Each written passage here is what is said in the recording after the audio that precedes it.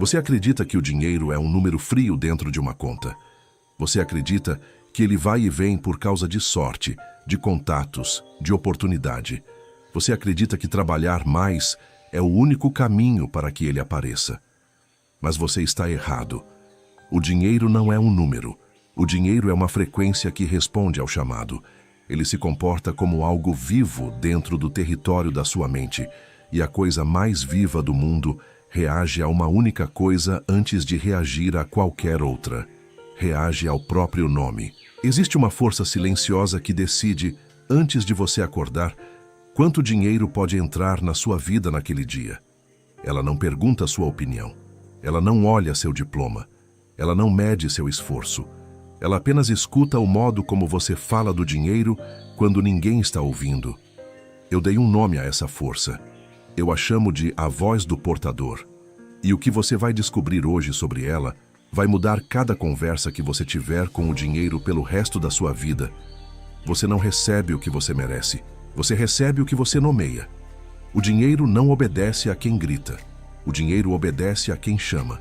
E agora entenda o preço de não saber disso. Enquanto você chama o dinheiro de sujo, o dinheiro se afasta. Enquanto você chama o dinheiro de difícil, ele se torna difícil. Enquanto você chama o dinheiro de escasso, ele obedece você com uma precisão cruel, porque ele sempre obedece. Sempre. A tragédia não é que o dinheiro te ignore. A tragédia é que ele nunca te ignorou nem por um segundo. Ele tem escutado cada palavra sua. Ele tem obedecido cada ordem sua. E as ordens que você tem dado sem perceber são ordens de afastamento. Você tem passado a vida inteira chamando o dinheiro para longe e depois chorando porque ele foi. Então responda para si mesmo agora, em silêncio, antes que qualquer outra palavra seja dita. Se o dinheiro tem ouvidos e se ele tem escutado você a vida inteira, que nome exatamente você tem gritado para ele todos esses anos? Fique com essa pergunta. Ela vai voltar. Respire fundo. Solte os ombros. O que você vai ouvir nas próximas 2 horas não é motivação. Não é uma técnica emprestada de um livro qualquer. É uma reordenação do modo como você se relaciona com aquilo que sustenta a sua casa, alimenta os seus filhos, financia os seus sonhos e carrega o seu propósito pelo mundo. Porque existe algo que quase ninguém percebe sobre as Escrituras. E uma vez que você percebe, você nunca mais lê da mesma forma. Deus não criou o mundo com as mãos. Deus criou o mundo com a voz. E disse Deus, haja luz e houve luz. Não houve um gesto, não houve um esforço, houve uma nomeação. E a coisa nomeada obedeceu. Depois disso, o Criador fez algo que deveria te tirar o sono. Ele trouxe todos os animais do campo e todas as aves do céu diante de Adão, para ver como ele os chamaria. E tudo o que Adão chamou a toda a alma vivente, esse foi o seu nome. Leia isso devagar dentro de você. O primeiro trabalho entregue ao ser humano não foi arar a terra, não foi construir, não foi lutar. O primeiro trabalho do homem foi nomear, porque nomear é o ato de autoridade mais antigo que existe. Quem nomeia, governa. Quem governa, comanda. E aquilo que é comandado, obedece. Napoleon Hill dizia que os pensamentos são coisas, e que os pensamentos misturados com um propósito definido e com um desejo ardente se transformam em riqueza material. Ele escreveu isso depois de 20 anos estudando os homens mais ricos do seu tempo. 20 anos. E o que ele descobriu não foi um segredo sobre bolsa de valores. Ele descobriu que todos aqueles homens tinham uma relação verbal específica com o dinheiro. Eles não falavam do dinheiro como uma vítima fala do seu carrasco. Eles falavam do dinheiro como um general fala das suas tropas, com intimidade, com comando, com nome. E é aqui que a voz do portador começa a se revelar para você. A voz do portador não é o que você fala em voz alta quando está inspirado. Qualquer um consegue falar bonito quando está inspirado. A voz do portador é o que você fala no automático. É o que sai de você quando a conta chega. É o que você murmura quando olha o extrato. É a palavra que escapa da sua boca quando alguém pergunta como estão as coisas. Aquela palavra. Aquela é a sua voz verdadeira e é aquela que o dinheiro escuta. Porque a boca fala do que o coração está cheio, não do que o coração deseja, do que ele está cheio. E se do seu coração transborda cansaço, quando o assunto é dinheiro, é cansaço que sai da sua boca, e é cansaço que o dinheiro recebe como instrução. Pense em quantas vezes você já disse, sem nem pensar, que dinheiro não dá em árvore. Pense em quantas vezes você já disse que está sempre apertado. Pense em quantas vezes você riu de si mesmo e disse que o seu dinheiro tem pernas, que ele foge, que ele evapora, que ele some. Você achou que estava fazendo uma piada, mas a força que governa a sua vida financeira não tem senso de humor. Ela tem ouvidos, e ela anotou. Existe uma passagem que quase ninguém aplica ao dinheiro, e essa é exatamente a razão pela qual ela nunca funcionou para a maioria. A morte e a vida estão no poder da língua, e aquele que a ama comerá do seu fruto. Não está escrito que a morte e a vida estão no poder das circunstâncias. Não está escrito que estão no poder do governo, da economia, do chefe, do mercado. Está escrito que estão no poder da língua, da sua língua, daquela que está dentro da sua boca agora. E se a vida e a morte estão ali, então a abundância e a escassez também estão, porque a escassez é uma morte lenta e a prosperidade é uma forma de vida. Napoleon Hill dizia que a mente subconsciente não distingue entre pensamentos construtivos e destrutivos, que ela trabalha com o material que você a alimenta e que ela transforma em realidade qualquer pensamento dominado por emoção. Ele estava descrevendo com palavras do seu tempo exatamente aquilo que Salomão escreveu milhares de anos antes. A língua planta, a alma rega, a vida colhe. Agora eu preciso que você entenda algo delicado, porque muita gente ouve isso e se enche de culpa. E culpa não constrói nada. Você não é culpado por ter aprendido a falar assim. Você aprendeu. Alguém te ensinou. Você ouviu a sua mãe suspirar diante do envelope da conta de luz. Você ouviu o seu pai dizer que o rico é rico porque roubou.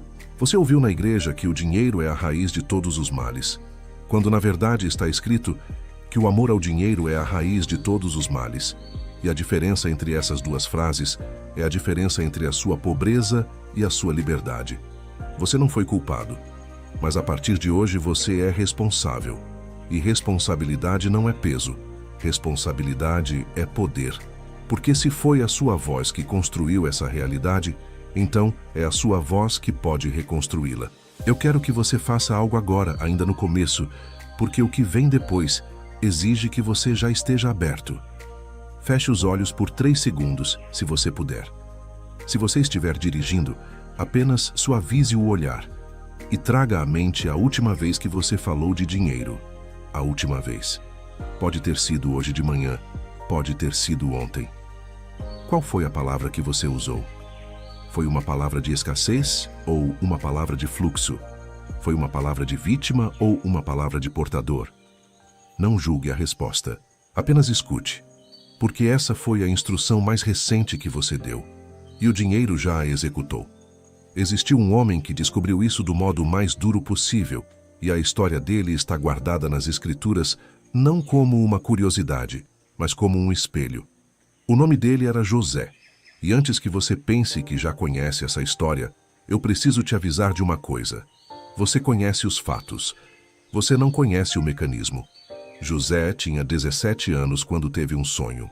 E o sonho dizia que ele se levantaria, que os feixes dos irmãos se curvariam diante do feixe dele, que o sol, a lua e 11 estrelas se inclinariam.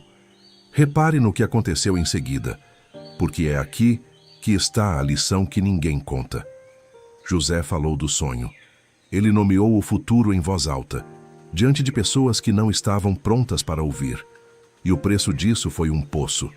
Muita gente lê isso e conclui que José foi imprudente, que ele deveria ter ficado calado. Mas leia de novo. O sonho se cumpriu, cada detalhe. 22 anos depois, aqueles mesmos irmãos se curvaram diante dele, exatamente como ele havia nomeado quando era um menino sem nada. A questão não é se você deve falar. A questão é que aquilo que você fala vai acontecer. E você precisa estar disposto a atravessar o caminho que a sua própria palavra abriu. José desceu ao poço, foi vendido, foi escravo, foi acusado, foi preso. E em cada um desses lugares aconteceu a mesma coisa. E é essa repetição que a maioria dos leitores atravessa sem enxergar. Está escrito que o Senhor estava com José e ele prosperava. Prosperava na casa de Potifar, prosperava na prisão, prosperava no fundo do poço da vida. Prosperava enquanto estava sendo tratado como propriedade de outro homem. Como alguém prospera dentro de uma masmorra egípcia? Ele prosperava porque ele nunca mudou o nome. Ele nunca olhou para a corrente no seu pulso e disse: "Essa é a minha vida." Ele nunca chamou a prisão de destino. Ele continuou chamando o futuro pelo nome que Deus tinha dado a ele, mesmo quando cada evidência visível gritava o contrário. E é exatamente isso que você não faz com o dinheiro. Você olha para o seu saldo de hoje e chama aquilo de a sua identidade. Você olha para a sua conta e diz: "Eu sou pobre." Não que você esteja com pouco dinheiro nesse mês. Você diz: "Eu sou." Você usa o verbo da existência. Você usa o mesmo verbo que Deus usou quando disse: "Eu sou o que sou."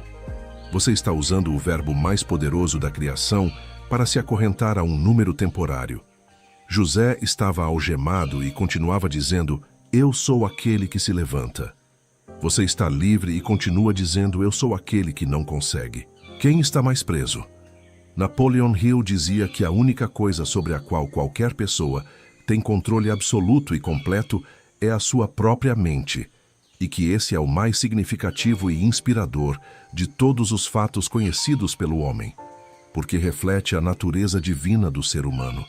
Ele dizia que esse controle é o meio pelo qual você pode governar o seu próprio destino, e que Deus deu ao homem esse controle justamente porque nenhuma outra coisa lhe pertence verdadeiramente. Ele estava certo, mas ele parou um passo antes do essencial. Porque o controle da mente não se exerce em silêncio. Ele se exerce em palavra. A mente é o território. A voz é o cetro. E agora eu preciso que você entenda por que o dinheiro, especificamente o dinheiro, é tão sensível ao nome. O dinheiro é a única coisa criada pelo homem que só existe por acordo verbal. Pense nisso com honestidade. Uma nota de dinheiro é um pedaço de papel. Um saldo bancário é um registro eletrônico. Nada disso tem valor intrínseco. Você não pode comer dinheiro. Você não pode se aquecer com dinheiro. Ele não tem nenhuma propriedade física útil. O dinheiro existe unicamente porque um grupo de seres humanos concordou em chamar aquilo de valor. O dinheiro é feito de palavra, do começo ao fim. Ele nasceu de uma nomeação coletiva e ele continua existindo apenas enquanto essa nomeação for mantida. Então, quando eu digo que o dinheiro tem ouvidos, eu não estou usando uma metáfora bonita para te emocionar. Eu estou descrevendo a natureza literal daquilo. O dinheiro é uma criatura de linguagem. Ele nasceu da boca do homem. E como toda criatura, ele reconhece a voz de quem o nomeia com autoridade e se afasta da voz de quem o teme. Um cachorro sabe. Você já viu isso? Você chega perto de um cachorro com medo e ele sente. Você chega perto do mesmo cachorro com comando na voz e ele senta. Não mudou o cachorro, mudou a voz. O dinheiro sente o seu medo, e o medo para o dinheiro tem cheiro de comando de afastamento. Digite a palavra portador aqui embaixo nos comentários se você acabou de entender que passou a vida inteira dando ordens erradas sem saber. Eu vou ler, e eu quero saber quantas pessoas estão acordando agora. Agora nós vamos entrar na parte que dói um pouco, e eu quero que você fique. Porque existe uma diferença entre falar bonito sobre dinheiro e ter a voz do portador. E essa diferença destrói 90% das pessoas que tentam mudar de vida. A maioria das pessoas tenta consertar a fala e não conserta a fonte. Elas aprendem uma frase positiva, repetem a frase de manhã e depois passam o resto do dia falando exatamente como sempre falaram. Elas dizem: "Eu sou próspero" na frente do espelho às 7 da manhã. E às 7h20 dizem para o marido que esse mês vai ser apertado de novo. Qual das duas frases o dinheiro escutou? Ele escutou as duas, e ele obedeceu a mais verdadeira. Porque a voz do portador não é medida por volume. Ela é medida por convicção. Você pode sussurrar uma verdade e ela move montanhas. Você pode gritar uma mentira 1000 vezes e ela não move nada, exceto o seu cansaço. Está escrito que se tiverdes fé como um grão de mostarda, direis a este monte, passa daqui para acolá, e ele passará. Repare no verbo, direis. Não pensareis, não desejareis, não sonhareis, direis. O monte não se move por vontade. O monte se move por palavra dita com fé do tamanho de uma semente. Uma semente é tudo o que se pede. Não uma fé gigantesca, não uma fé heróica, uma fé do tamanho da menor semente que existia naquela região. Mas ela precisa ser uma fé real, viva, não uma fé decorada. E aqui está o teste que separa quem tem a voz do portador de quem apenas imita. Quando você diz que o dinheiro vem até você com facilidade, o que acontece dentro do seu peito? Se aparece um aperto, se aparece um pequeno riso interno de desdém, se aparece uma vozinha que diz, sei, tá bom, então você não falou. Você apenas fez barulho. E o dinheiro não obedece barulho. Napoleon Hill dizia que a fé é um estado mental que pode ser induzido por afirmação ou instrução repetida à mente subconsciente, através do princípio da autossugestão. Ele dizia que a repetição de uma afirmação à sua mente subconsciente é o único método conhecido de desenvolvimento voluntário da emoção da fé. Ele não estava dizendo que você deve mentir para si mesmo. Ele estava dizendo que você deve treinar o seu interior até que a verdade nova se torne mais familiar que a mentira velha, porque o seu subconsciente não acredita naquilo que é verdadeiro. Ele acredita naquilo que é familiar. E aí está a chave que abre tudo. A escassez para você é familiar. Ela é confortável do modo horrível como uma cadeira torta se torna confortável depois de 20 anos sentado nela. Você aprendeu a se acomodar dentro dela. E quando alguém te oferece uma cadeira nova, o seu corpo estranha. Ele acha errado. Ele acha exagerado. Ele acha que você não merece. Esse desconforto tem nome. É a familiaridade defendendo o seu território. Vamos falar de Moisés agora, porque a história dele é a história de um homem que tinha um problema exatamente com a voz. Deus aparece no meio de um arbusto que queima e não se consome. Uma cena impossível. E dessa impossibilidade sai um chamado. Vem, e eu te enviarei ao faraó para que tires o meu povo do Egito. E qual foi a primeira coisa que Moisés respondeu? Quem sou eu para que vá ao faraó? Repare, Deus não perguntou quem ele era. Deus disse o que ele faria. E Moisés respondeu com uma nomeação de si mesmo. Ele nomeou a própria pequenez antes de qualquer outra coisa. E depois ele foi mais fundo. Ele disse, eu nunca fui homem de palavras. Sou pesado de boca e pesado de língua. Você percebe o que está acontecendo ali? O homem escolhido para libertar uma nação inteira está dizendo a Deus que o problema dele é a voz. Não é a coragem, não é o exército, não é o faraó, é a boca. E o que Deus responde? Quem fez a boca do homem? Essa pergunta atravessa 3.000 anos e chega até você hoje, sentado onde você está, com o telefone na mão. Quem fez a sua boca? Se aquele que criou o universo com uma palavra também criou a sua boca, então a sua boca não é um detalhe. Ela é uma herança. Ela é o instrumento com o qual você exerce, em escala pequena, a mesma função que ele exerceu em escala infinita. Você foi feito à imagem de um Criador que cria falando. Portanto, você cria falando. Não porque você é místico, porque você é filho. E Moisés, mesmo com a boca pesada, foi. E cada praga do Egito começou com a mesma coisa. Ele levantou a mão e falou. A água virou sangue depois de uma palavra. O mar se abriu depois de uma palavra. A rocha jorrou água depois de uma palavra. E a única vez que Moisés errou foi justamente a vez em que ele bateu na rocha em vez de falar com ela. Leia isso de novo. Deus disse, fala à rocha. E Moisés, cansado, irritado, esgotado com o povo, bateu. Ele usou força onde deveria ter usado voz. E aquela foi a falha que custou a ele a entrada na terra prometida. Existe algo devastador nessa cena para você, hoje, na sua vida financeira. Você tem batido no dinheiro. Você tem esmurrado a rocha com horas extras, com ansiedade, com trabalho desesperado, com esforço bruto, quando a instrução sempre foi falar com ela. E a água até sai, porque a misericórdia é grande, mas você paga um preço. O preço é que você trabalha o dobro para receber a metade, e você nunca entra na terra que era sua. O esforço não é errado. O esforço no lugar da palavra é que é errado. A ordem importa. Primeiro se fala, depois se caminha. Quem caminha antes de falar, caminha em círculo.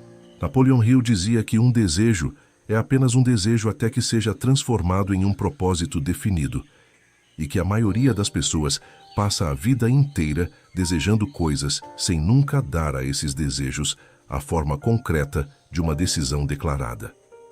Ele dizia que a diferença entre o desejo e o propósito é que o propósito tem um nome, um valor e uma data. Um nome, um valor e uma data. Escute isso mais uma vez, porque nós vamos voltar aqui várias vezes hoje. O dinheiro não responde ao seu desejo. Ele responde ao seu chamado. E um chamado tem nome, valor e data. Um desejo tem apenas saudade. Quanto você quer ganhar? Se a sua resposta for mais, você não chamou. Você choramingou. Mais não é um nome. Mais é a ausência de nome. O dinheiro não sabe atender uma ordem chamada mais. É como você abrir a porta de casa e gritar para a rua: vem cá. Alguém. Quem vai vir? Ninguém vem quando você não chama pelo nome. Todo mundo assume que você estava falando com outra pessoa. O dinheiro assume a mesma coisa. Ele escuta o seu mais e conclui que você estava falando com outro. E vai atender quem chamou pelo nome. Agora eu vou te dar a primeira prática do dia, e eu quero que você a faça de verdade, não que você apenas concorde com ela. Concordar não muda ninguém. Fazer muda. Você vai escolher um número. Não um número bonito. Não um número inventado para impressionar. Um número que faça o seu peito apertar levemente de possibilidade, mas não de descrença. Se você ganha 3.000 por mês, não escolha 3 milhões, porque o seu interior vai rir e o riso mata a semente. Escolha um número que esteja logo acima da beira do seu possível. Talvez seja 8.000. Talvez seja 12. E então você vai dar a esse número um nome e uma data. Você não vai dizer: eu quero ganhar mais dinheiro. Você vai dizer: eu recebo 12.000 reais por mês até dezembro deste ano, com paz, com honra e por caminhos que Deus abre. Repare em cada peça dessa frase. O verbo está no presente, porque o subconsciente não entende futuro, ele só entende agora. O número é exato, porque a precisão é a linguagem do comando. A data existe, porque sem data não há urgência, e sem urgência não há movimento. E a origem é declarada, porque você não está pedindo dinheiro de qualquer forma, você está pedindo dinheiro limpo, e essa distinção protege a sua alma. Diga essa frase agora, em voz alta, se você estiver sozinho, em silêncio, se não estiver. Mas diga com a sua boca formando as palavras, mesmo sem som, porque a boca precisa participar. A boca é o instrumento. Sentiu? Aquele pequeno arrepio, aquele leve constrangimento, aquela vontade de rir de si mesmo, tudo isso é a familiaridade defendendo o território. Ignore, ela vai perder. Existe um homem nas Escrituras que fez exatamente isso, e a oração dele é tão curta que passa despercebida no meio de 9 capítulos de genealogia. 9 capítulos de nomes. E no meio de todos aqueles nomes, um homem para tudo e fala. O nome dele era Jabez, e o nome dele significava dor. A mãe o chamou assim porque o pariu com dor. Imagine carregar isso. Imagine que cada vez que alguém te chama, a pessoa está literalmente pronunciando a palavra sofrimento sobre a sua cabeça. Imagine que a sua identidade foi nomeada pela pior hora da vida da sua mãe. Jabez foi nomeado pela dor de outra pessoa. E você também. Você foi nomeado pela dor de alguém. Alguém que passou por escassez decidiu que dinheiro é difícil e te ensinou. Alguém que foi humilhado por um rico decidiu que rico é ladrão e te ensinou. Alguém que trabalhou a vida inteira e não conseguiu decidiu que não adianta sonhar e te ensinou. Você está carregando o nome que a dor de outro deu a você. E o que Jabez fez? Está escrito que Jabés foi mais ilustre que os seus irmãos. Mais ilustre. Um homem chamado Dor se tornou o mais ilustre. Como? Ele invocou. Está escrito que Jabés invocou o Deus de Israel, dizendo: ó, se me abençoares muitíssimo, e me alargares os limites, e se a tua mão for comigo, e me guardares do mal, para que não me venha dor. E Deus lhe concedeu o que pediu. Olhe para essa oração com os olhos de hoje. Ele não pediu ajuda genérica. Ele pediu bênção em abundância, com um advérbio de intensidade. Ele pediu território, alargamento de limites, expansão. Ele pediu presença e proteção. E ele pediu para ser livre do próprio nome. Ele pegou a palavra que a mãe colocou sobre ele e disse a Deus que não a aceitaria como destino. Ele renomeou a própria vida na frente do Criador. E Deus concedeu. Nem uma repreensão, nem uma lição sobre humildade, nem um aviso sobre ganância. Está escrito de forma seca, direta, definitiva. E Deus lhe concedeu o que pediu. Quantas vezes você já pediu alargamento de limites? Quantas vezes você abriu a boca diante de Deus e disse com todas as letras que você quer que o seu território cresça, que a sua renda cresça, que a sua influência cresça, que a sua capacidade de dar cresça? Ou você tem feito aquela oração encolhida, aquela oração que pede o suficiente, aquela oração que pede só o necessário, aquela oração que já vem com desculpa embutida? Existe uma piedade falsa que ensina as pessoas a pedirem pouco para parecerem santas. Mas Jabés não pediu pouco. Jabés pediu muitíssimo. E o texto sagrado registra a resposta divina sem nenhuma ressalva.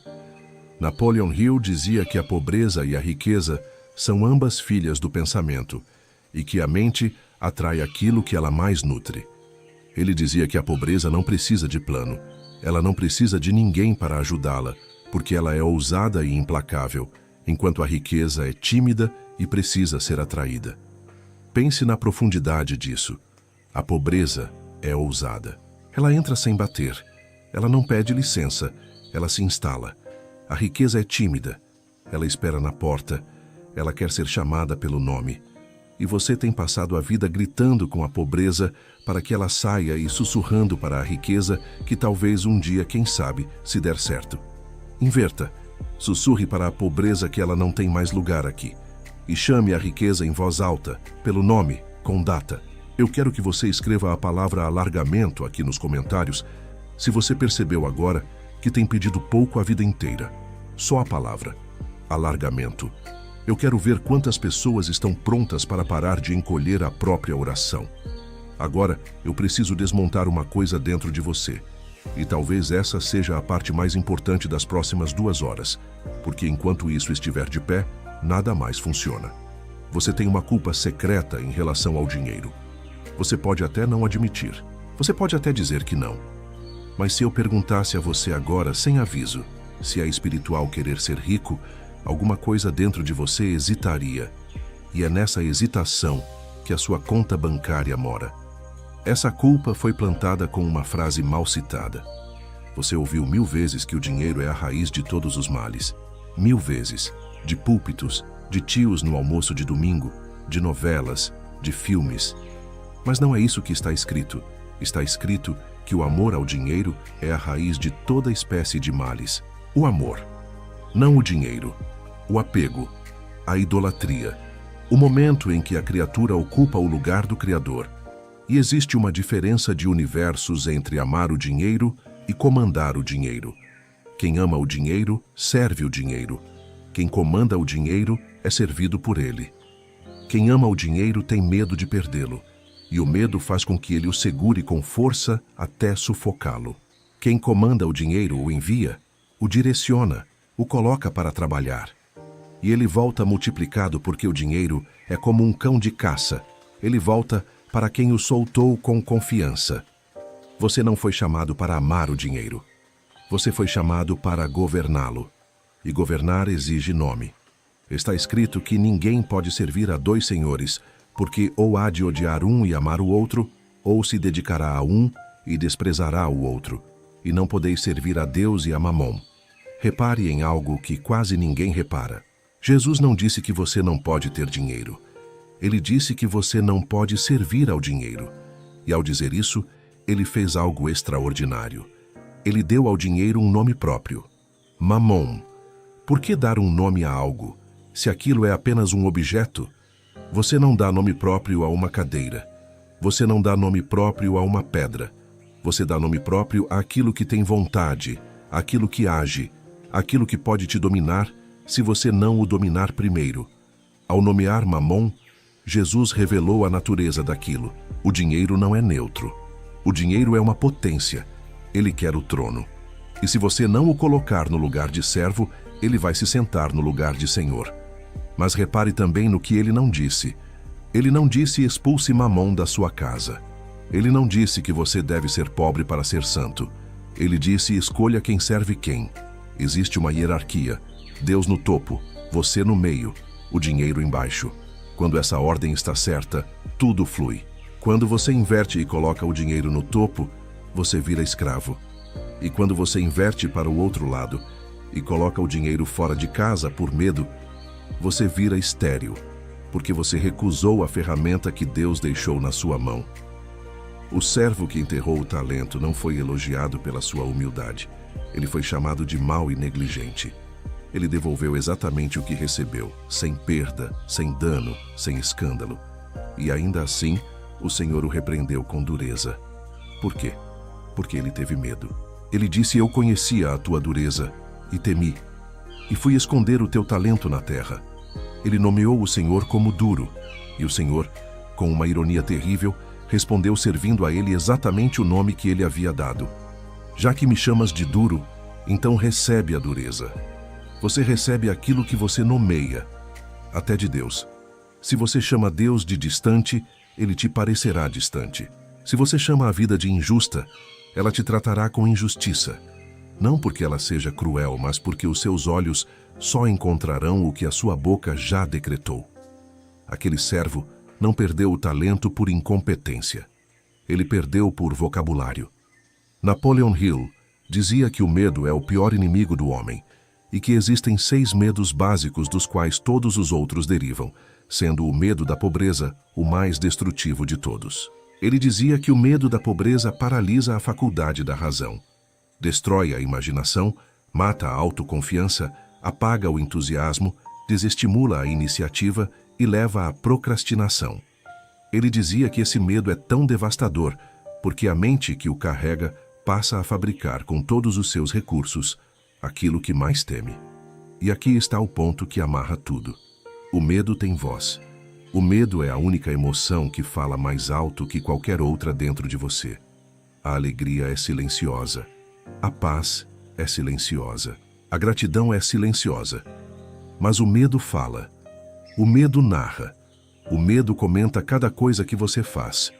E como o dinheiro tem ouvidos, e o medo é a voz que mais fala dentro de você, adivinhe quem tem estado ao telefone com o seu dinheiro esse tempo todo. Não é você. É o seu medo. Ele assumiu a sua linha. Ele está dando ordens no seu nome, com a sua boca, usando a sua autoridade. E o dinheiro, obediente como sempre foi, tem cumprido cada uma delas com precisão. Você não tem um problema financeiro. Você tem um problema de quem está segurando o microfone. Agora respire. Nós vamos fazer algo juntos e eu preciso que você esteja presente de verdade, não apenas ouvindo enquanto lava a louça. Se você puder parar, pare.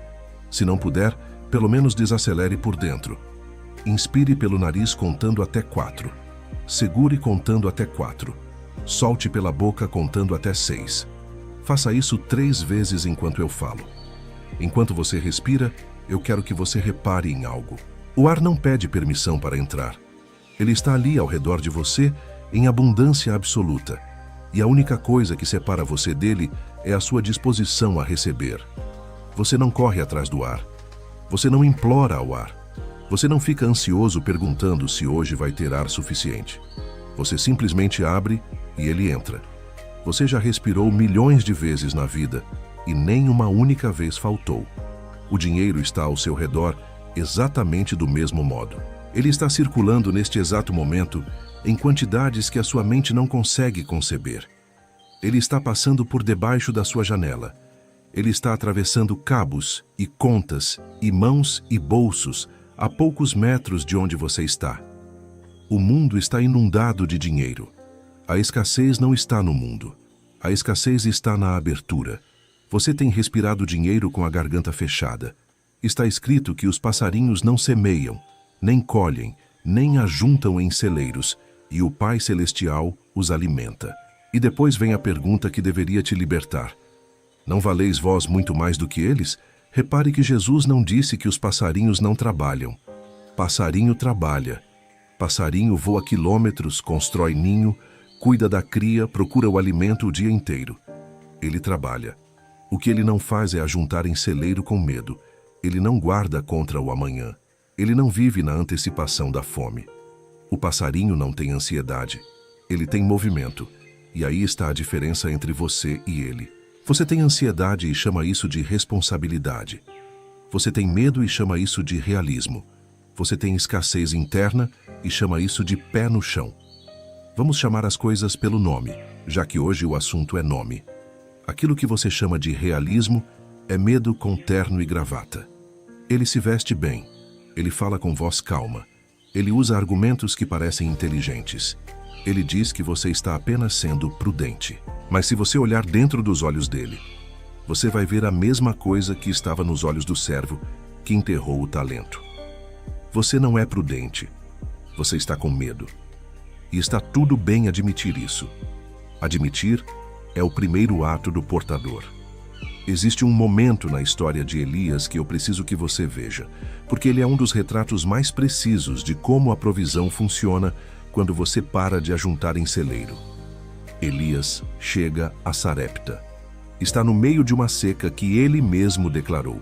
E Deus o envia a uma viúva, não a um rei, não a um comerciante, a uma viúva numa cidade estrangeira no meio de uma fome. Deus enviou o profeta a pedir comida a uma mulher que não tinha comida. E ela diz a verdade nua. Ela diz que tem apenas um punhado de farinha numa panela e um pouco de azeite numa botija, e que está recolhendo 2 gravetos para preparar aquilo para si e para o filho, para que comam e morram. Escute o que ela nomeou: comam e morram. Ela já tinha nomeado o fim. Ela estava cozinhando a última refeição da própria vida e da vida do filho. E ela sabia o nome daquilo. Era a última. E o que Elias faz? Ele não a consola. Ele não diz coitada. Ele não faz uma vaquinha. Ele diz algo que soa absurdo, quase cruel, se você não entender o mecanismo.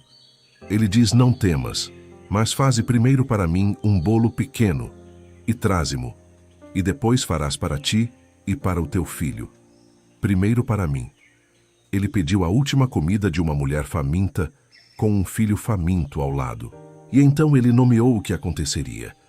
Porque assim diz o Senhor: a farinha da panela não se acabará, e o azeite da botija não faltará, até ao dia em que o Senhor der chuva sobre a terra. Ele deu um nome novo àquela panela. Ela não era mais a última. Ela passou a ser a que não se acaba.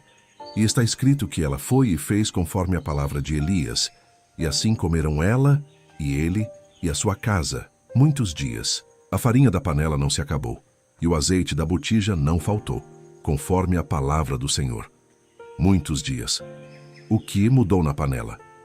Fisicamente, nada. Era a mesma panela, a mesma farinha, a mesma quantidade. O que mudou foi o nome. Ela chamava aquilo de o fim. Ele chamou aquilo de a fonte. E o milagre obedeceu ao nome, não à quantidade. Agora traga isso para o seu bolso, para o seu saldo, para aquele valor que você olhou hoje de manhã e sentiu o estômago afundar. Como você chamou aquilo? Você chamou de pouco. Você chamou de nada. Você chamou de não vai dar. E o dinheiro obedeceu. Aquele valor é a sua panela de Sarepta. E ele está esperando o nome que você vai dar a ele.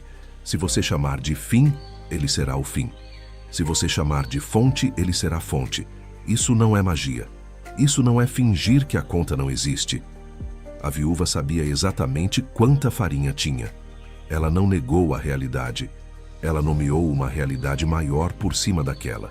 Existe uma diferença entre negar o fato e nomear a verdade. O fato é que você tem R$ 200. A verdade é que você tem um Deus que multiplica e uma boca que comanda.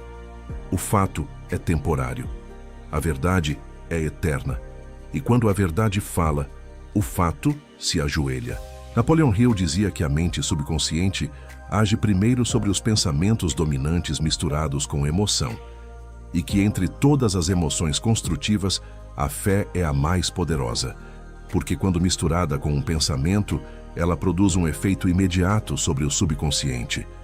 Ele dizia que a fé é o químico da mente, e que quando ela se mistura com o pensamento, o subconsciente capta a vibração e a transmite à inteligência infinita. Ele estava dizendo, com o vocabulário dele, o que Elias fez com o vocabulário dele. A palavra dita com fé reprograma o material. Aquilo que se chama, se cria. Se essa história da panela tocou algum lugar dentro de você, se você reconheceu a sua própria cozinha nessa cena, deixa a palavra fonte aqui embaixo. Só isso. Fonte. Porque eu quero que a sua boca comece hoje, agora, com uma palavra nova. E comentar é falar. Comentar é a sua boca funcionando através dos seus dedos.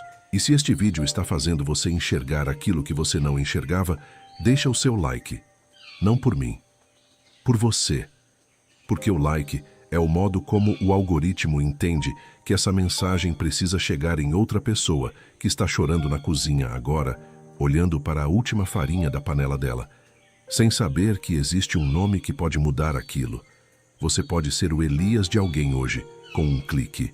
Se inscreva também e ative o sininho, porque tudo o que eu tenho para te entregar vem em partes, e a próxima parte não te alcança se o sino estiver mudo.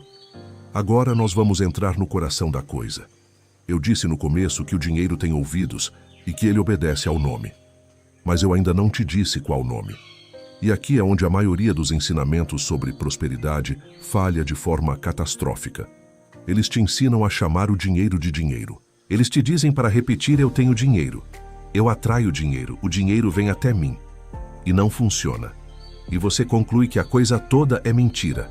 Mas a razão pela qual não funcionou é simples e ninguém te contou. Dinheiro não é um nome. Dinheiro é uma categoria. É como chamar o seu cachorro de mamífero. Ele não vem. Não porque ele não seja mamífero, mas porque ele não se reconhece nisso. Você precisa chamar Rex. Você precisa chamar Bidu. Você precisa chamar aquilo que é dele e de mais ninguém. O dinheiro que é seu tem um nome específico. E o nome dele tem 3 partes. A primeira parte é o valor. Não mais, não muito, não o suficiente. Um número, exato. Com todos os dígitos. Porque a inteligência que organiza o universo trabalha com precisão. Olhe para uma célula. Olhe para uma órbita. Olhe para as instruções da Arca de Noé, que vieram com medida de côvado. Olhe para o Templo de Salomão, que veio com planta detalhada. Deus nunca disse construa uma coisa grande. Ele deu o número. A vaguidão é a linguagem do desejo. A precisão é a linguagem do comando. A segunda parte é o caminho. O dinheiro precisa saber por onde entrar. Não porque ele seja limitado, mas porque a sua mente precisa de uma porta para acreditar. Quando você diz eu recebo 12 mil por mês através do meu trabalho, dos meus clientes e de portas que Deus abre e que eu ainda não conheço, você acabou de fazer 3 coisas. Você deu ao subconsciente um lugar conhecido para procurar. Você deu a ele um lugar expansível. E você deixou espaço para o inesperado, que é por onde a maior parte da provisão realmente entra. Nunca feche o caminho. Nunca diga, eu recebo esse dinheiro apenas do meu emprego. Você acabou de trancar todas as outras portas da casa e depois vai reclamar que ninguém entrou. E a terceira parte, a que quase ninguém tem coragem de dizer, é a finalidade. Para que você quer esse dinheiro? E não me responda com para ser feliz. Isso não é uma finalidade, isso é uma vaga esperança emocional. Porque existe uma lei que atravessa toda a escritura e todo o pensamento de Hill, e ela é implacável. O recurso segue o propósito. Nunca o contrário. Deus não financia conforto. Deus financia missão. Olhe para cada provisão sobrenatural registrada. Nenhuma delas aconteceu para que alguém vivesse melhor. Elas aconteceram porque havia uma tarefa. A arca precisava ser construída. O templo precisava ser erguido. O povo precisava atravessar. A multidão precisava comer. A viúva precisava sustentar um profeta. O dinheiro sempre veio atrelado a um encargo. Então, quando você chama o dinheiro sem finalidade, você está chamando alguém para trabalhar sem dizer qual é o trabalho. E ninguém vem, nem o dinheiro. Mas quando você diz, eu recebo 12 mil por mês para sustentar a minha casa com dignidade, para tirar a minha mãe do aluguel, para dar aos meus filhos aquilo que eu não tive, para poder dar sem calcular quando alguém precisar e para financiar aquilo que Deus colocou nas minhas mãos para fazer, então você não está mais pedindo. Você está convocando. E convocação tem outro peso. Convocação é o que um general faz. Convocação pressupõe autoridade. Convocação pressupõe que existe algo maior do que você em jogo. Napoleon Hill dizia que a riqueza começa com um estado mental, com propósito definido e com pouco ou nenhum trabalho árduo, mas que a riqueza não responde a desejos. Ele dizia que ela só responde a planos definidos, apoiados por desejos definidos, através de constante persistência. Ele dizia que aquilo que a mente do homem pode conceber e acreditar, ela pode alcançar, mas que a maioria das pessoas nunca chega a conceber com clareza, porque nunca se dá o trabalho de dar nome ao que quer. Conceber, acreditar, alcançar. 3 verbos, e nenhum deles é desejar. Conceber é dar forma. Acreditar é dar fé. Alcançar é a consequência automática dos 2 primeiros. E entre conceber e acreditar, existe uma ponte que Hill descreveu, mas não nomeou completamente. E essa ponte é a voz. Você concebe na mente. Você acredita no coração. Mas a passagem de um para o outro acontece na boca. Está escrito que se com a tua boca confessares e em teu coração creres, serás salvo. Repare na ordem. A boca vem antes do coração no texto, porque a boca é o que instala no coração. Você não fala porque acredita. Você acredita porque falou. Repetidamente, até que aquilo desceu da cabeça para o peito. A boca é o elevador entre a mente e a alma. E é por isso que a sua vida financeira está exatamente onde a sua boca a colocou.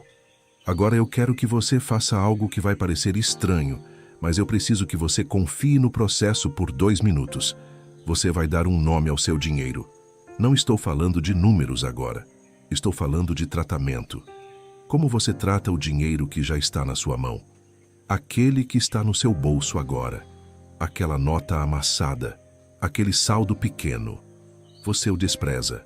Você olha para os 50 reais que sobraram e diz isso não é nada. Você olha para os 200 e diz não dá para nada. Você desdenha a quantidade que você tem, enquanto implora pela quantidade que você não tem. E aí está a maior contradição espiritual da sua vida. Você está pedindo mais a alguém, enquanto cospe no pouco que ele já te deu. Que pai te daria a chave do carro se você quebra a bicicleta de propósito e diz que ela não presta? Está escrito que quem é fiel no pouco também é fiel no muito, e quem é injusto no pouco também é injusto no muito. E depois vem a sentença. Se nas riquezas injustas não fostes fiéis, quem vos confiará as verdadeiras? Confiar. É essa a palavra. O dinheiro não é dado. O dinheiro é confiado. E ninguém confia mais a quem despreza o que já recebeu. Então aqui está a prática. E ela é humilhante no melhor sentido da palavra. Pegue o dinheiro que você tem agora. Fisicamente, se você tiver notas. No aplicativo, se for só digital. Olhe para aquele número exato, por menor que seja, e agradeça a ele pelo nome. Diga o valor em voz alta. Diga R$347. Diga o número inteiro, com os centavos.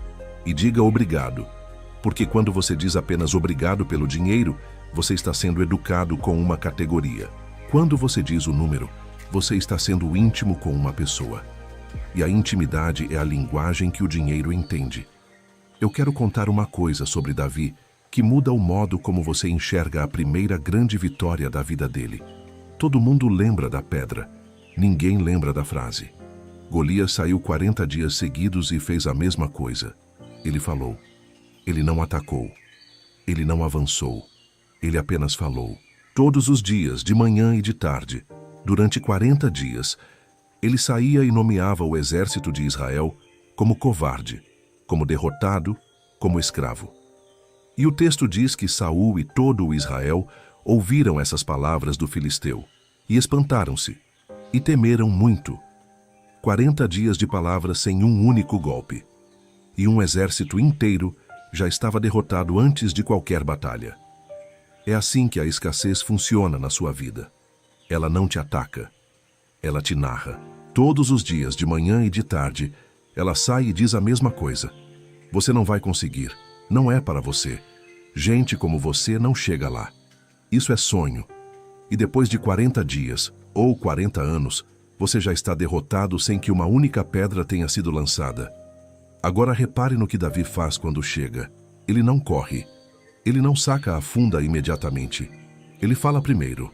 Ele diz: tu vens a mim com espada e com lança e com escudo, porém eu venho a ti em nome do Senhor dos Exércitos, o Deus dos exércitos de Israel, a quem tens afrontado.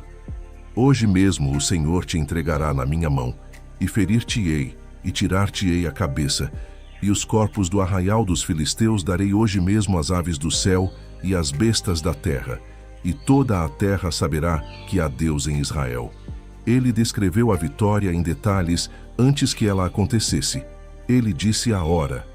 Hoje mesmo. Ele disse o método. Tirar-te-ei a cabeça. Ele disse a consequência. Toda a terra saberá. O menino nomeou o resultado inteiro antes de mover um músculo. Golias tinha falado por 40 dias. Davi falou uma vez. E a de Davi venceu. Por quê? Porque Golias falava do próprio tamanho. Davi falava do nome que era maior que os dois. E é isso que separa a arrogância da autoridade. A arrogância se apoia em si mesma, e por isso ela precisa repetir todos os dias para se sustentar.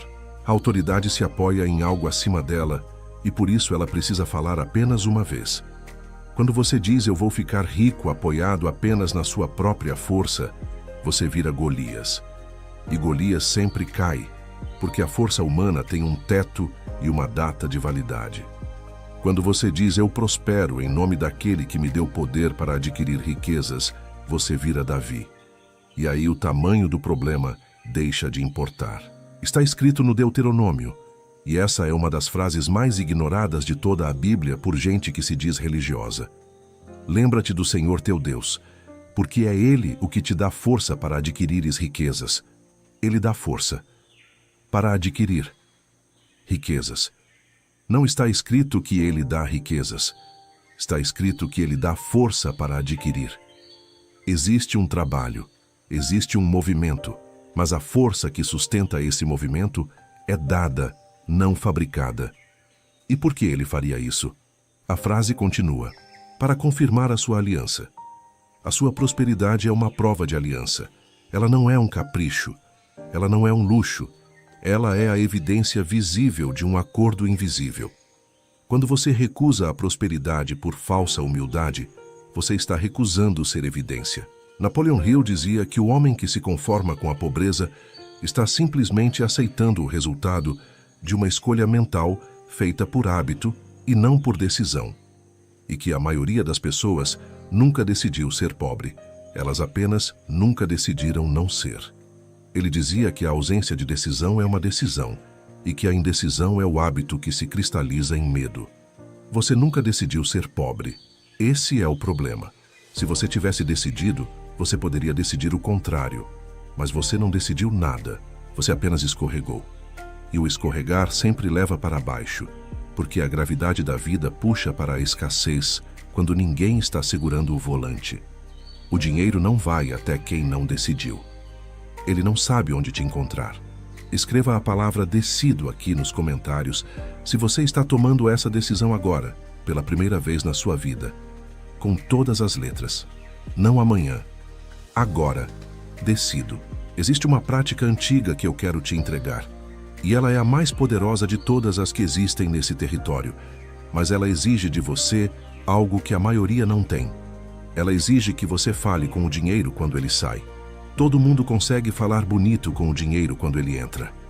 Todo mundo agradece quando cai o salário. O teste não é ali. O teste é quando a conta chega, porque é ali, naquele exato instante, que a sua verdadeira voz aparece. É ali que sai de você aquilo que você realmente é. E o que sai da maioria das pessoas é uma maldição, um suspiro, um praguejar, de novo essa conta, esse dinheiro nunca fica. Você acabou de amaldiçoar a saída. E como o dinheiro é um circuito e não um depósito, você acabou de amaldiçoar o retorno também. Ninguém quer voltar para uma casa onde é xingado quando sai pela porta. Napoleon Hill dizia que o dinheiro tem uma qualidade curiosa. Ele foge daqueles que o perseguem com desespero e se aproxima daqueles que o tratam com respeito e propósito. Ele dizia que os homens verdadeiramente ricos que ele estudou tinham todos uma coisa em comum. Eles não temiam gastar, porque compreendiam que o dinheiro é um servo que só cresce quando é enviado a trabalho. Enviado. Essa é a palavra que você precisa levar para o resto da vida. Você não gasta dinheiro. Você o envia. Cada vez que você paga uma conta, você está enviando um servo em missão. Ele vai carregar a sua luz, ele vai carregar a sua água, ele vai carregar o teto sobre a sua cabeça. Ele vai voltar depois e ele vai voltar com companhia, mas apenas se você o despachar com honra. Então aqui está a prática, e ela vai parecer ridícula até você fazer 3 vezes. Na próxima vez que você pagar qualquer coisa mesmo, um café, uma conta de luz, um financiamento, você vai dizer, em voz alta se puder, mentalmente se não puder, a seguinte frase: vai com honra, cumpra a sua função e volte multiplicado por caminhos que Deus abre. Vai, cumpra, volte. 3 verbos de comando, nenhum de súplica. E repare no que acontece dentro de você quando você fala assim. Aquele nó no estômago que sempre aparece na hora do pagamento simplesmente não vem. Porque o nó não é causado pela saída do dinheiro. O nó é causado pela sensação de perda. E você não está mais perdendo. Você está despachando. A dor de pagar é a dor de quem enterra, não a dor de quem semeia. Ninguém chora ao colocar a semente na terra. Ninguém olha para o grão desaparecendo no solo e diz lá se foi meu grão. Porque o agricultor sabe o nome daquilo. Aquilo não é perda. Aquilo é plantio.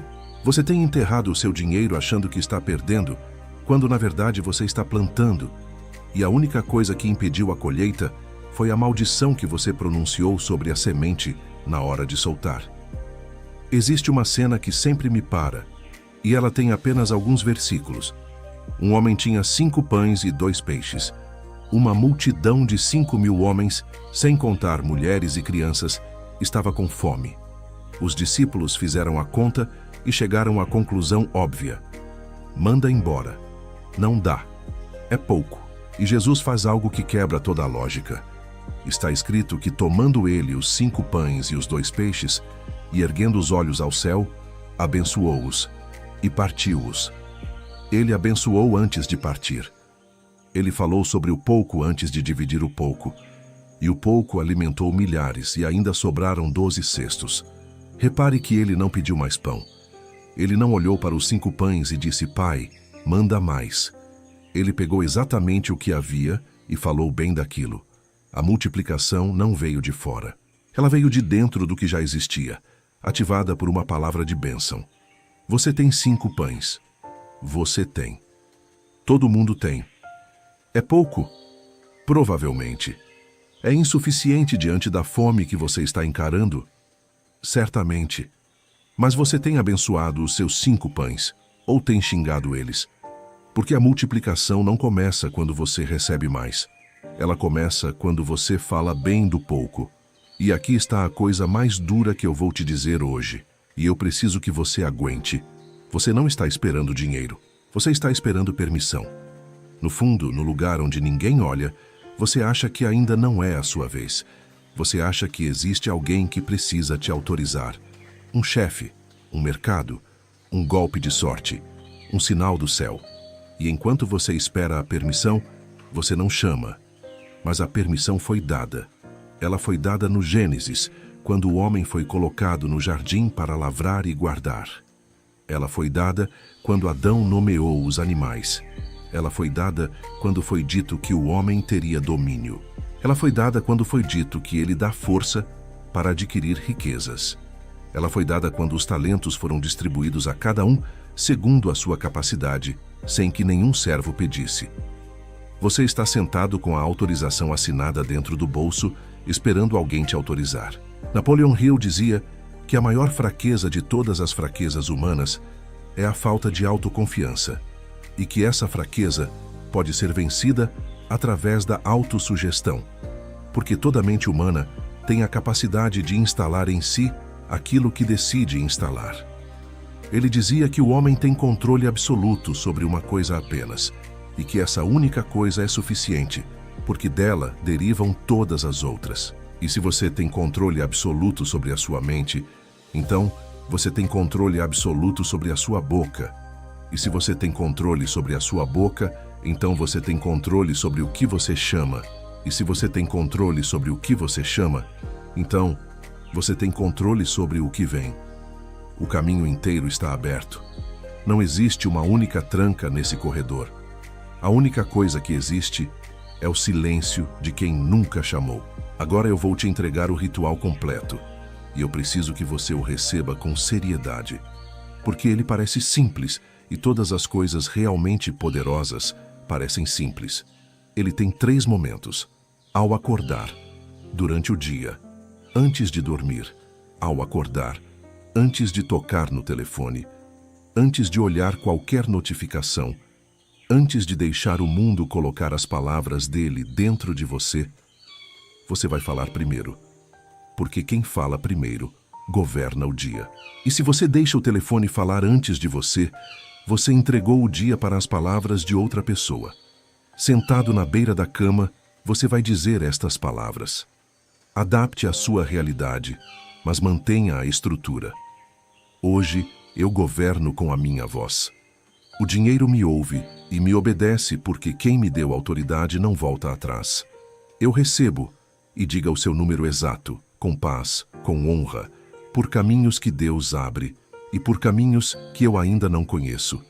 Eu abençoo o pouco que está na minha mão. Eu abençoo muito que está a caminho. Eu não corro atrás, eu chamo, e o que é chamado vem. Diga isso todos os dias durante 30 dias, não 29, 30, porque não é a frase que muda a sua vida. É a repetição que instala a frase no lugar onde você não decide mais, no lugar onde você apenas é. Durante o dia, o ritual é de vigilância. Você vai começar a escutar a si mesmo, e você vai se assustar. Toda vez que você se pegar dizendo uma palavra de escassez, e você vai se pegar dezenas de vezes nos primeiros dias, você vai fazer uma única coisa. Você não vai se culpar. Você não vai se xingar. Você vai apenas corrigir em voz alta. Você vai dizer cancelo e vai falar a frase certa.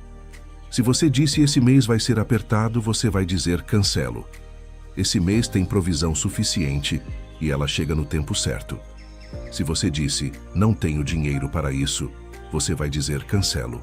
Eu escolho não direcionar meu dinheiro para isso agora. Repare na diferença entre essas duas frases.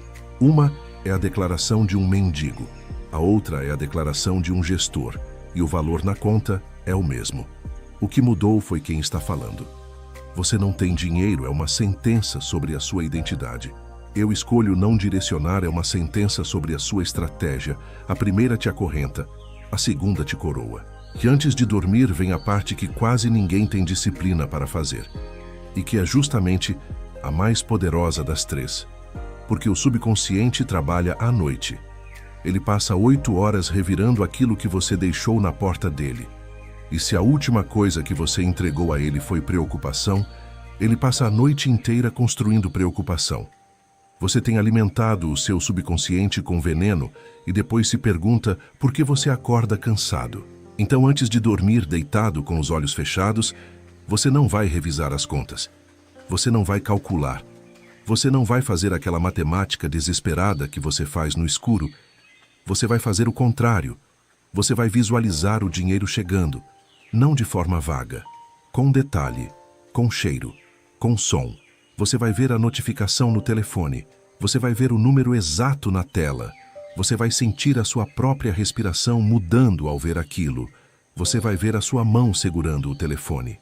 Você vai ver a cor da parede atrás. Você vai ouvir o som do aplicativo.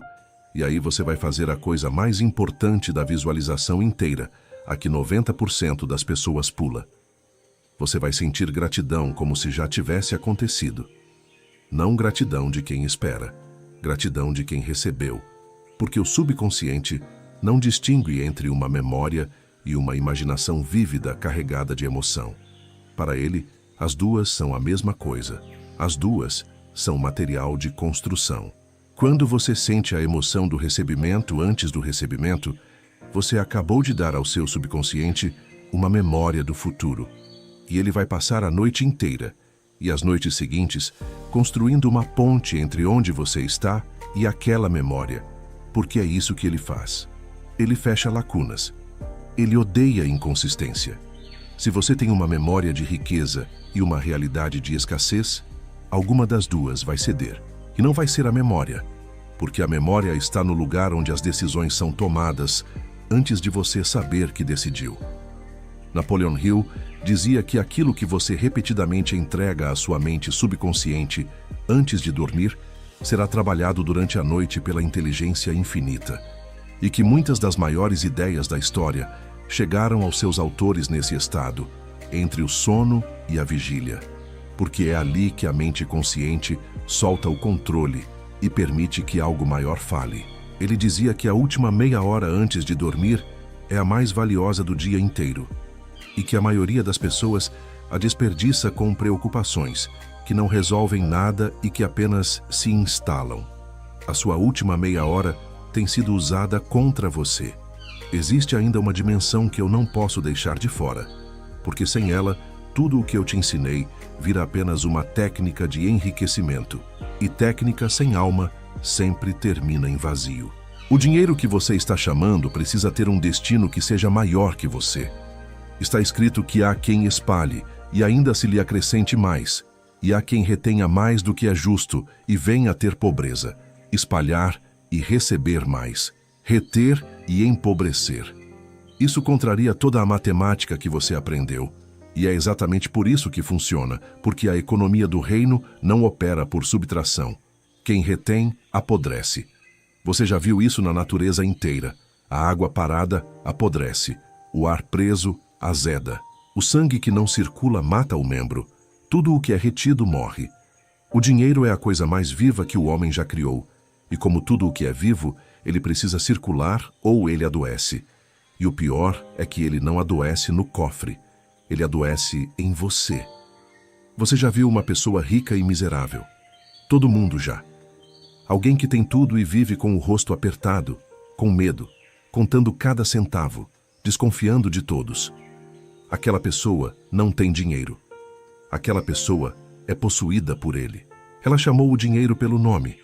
Ele veio, mas ela nunca disse para quê. E o dinheiro sem missão vira mamon.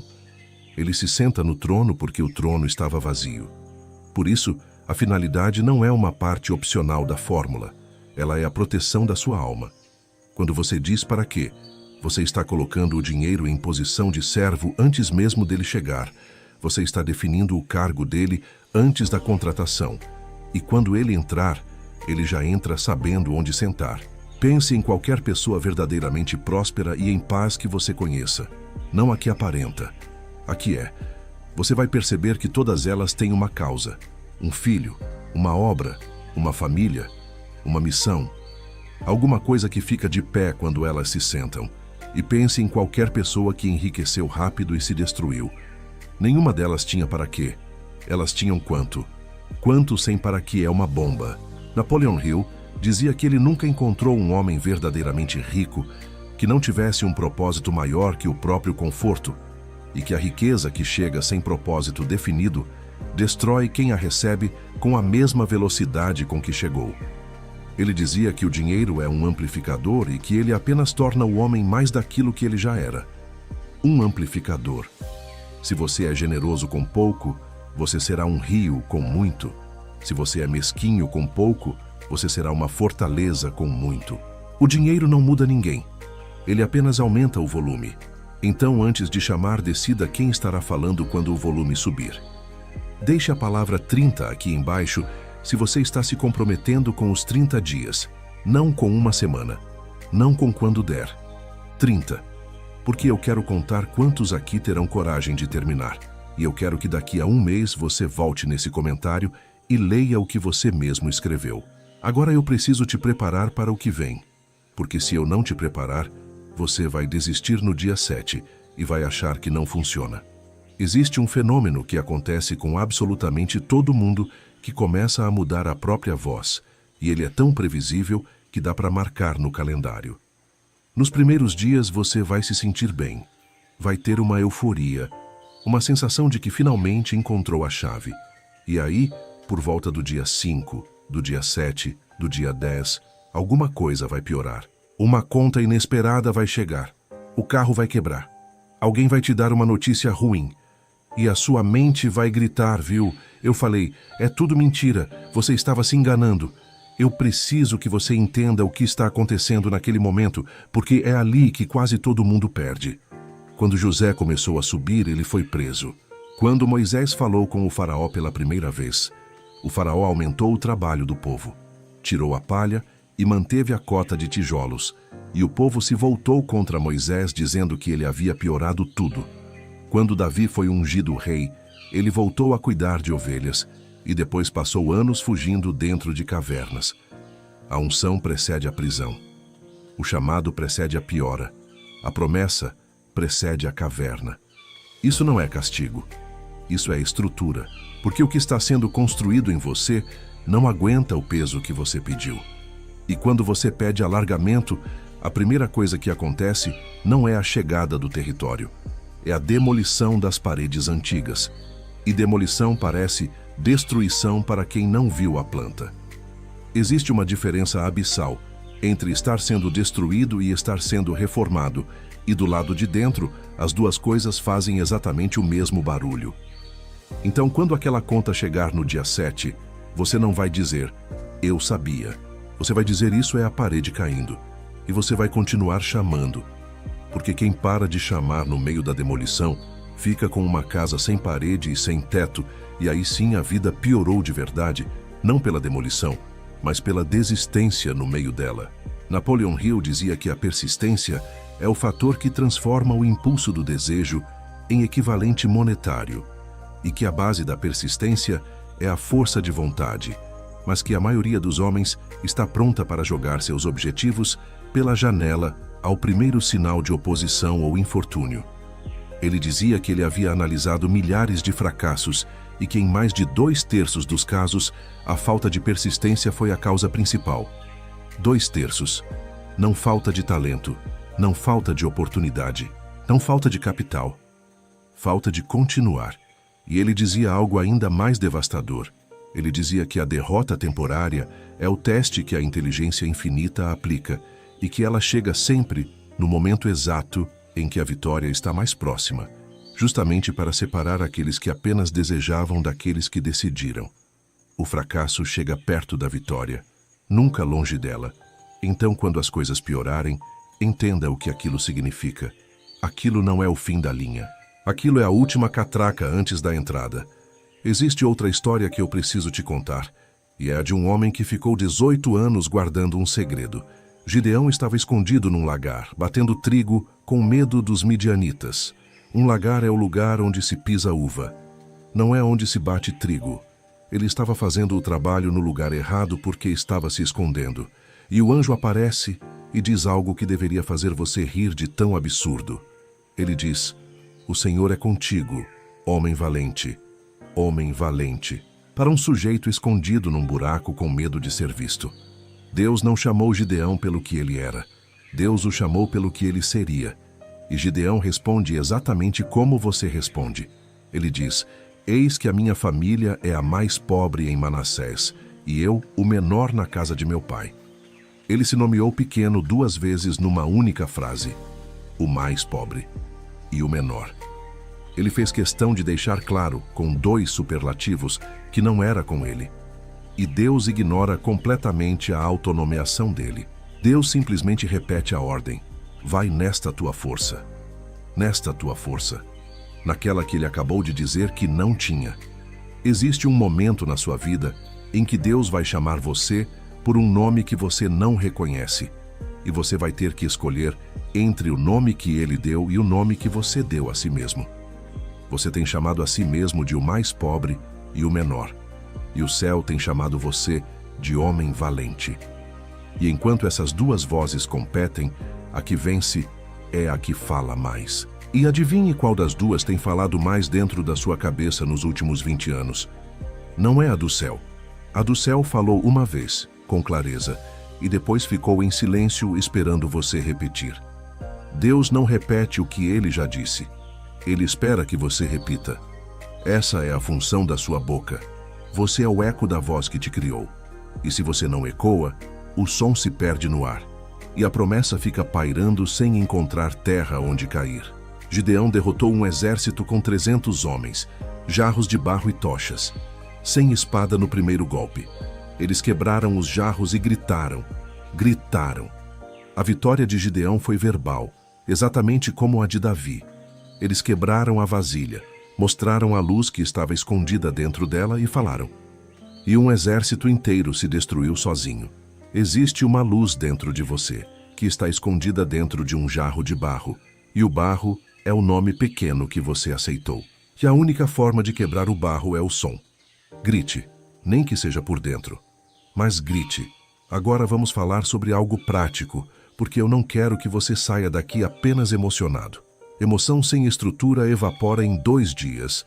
Existem 4 conversas que você precisa ter com o dinheiro. E você vai ter todas elas em ordem. A primeira conversa é a do perdão. Você precisa pedir perdão ao dinheiro. Sim, você leu certo. E antes que você ache místico demais, pense no que você está fazendo de verdade. Você não está falando com o papel. Você está falando com a parte de você que guarda toda a sua relação com ele.